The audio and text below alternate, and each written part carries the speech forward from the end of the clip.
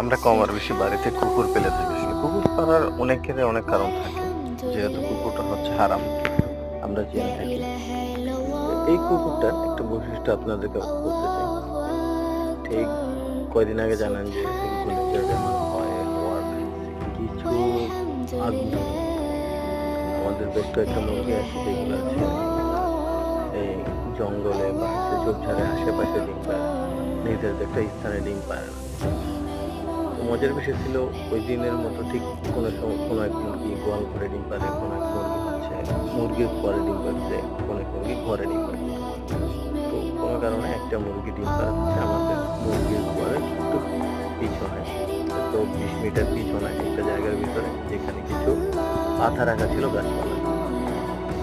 সন্ধ্যার পরপর যখন বাতাস শুরু হয় সব আমরা ঘরের ভিতরে ঢোকার চেষ্টা করতেছিলাম, কিন্তু বাতাস শুরু হয়েছিল। এই কুকুরটা কি করে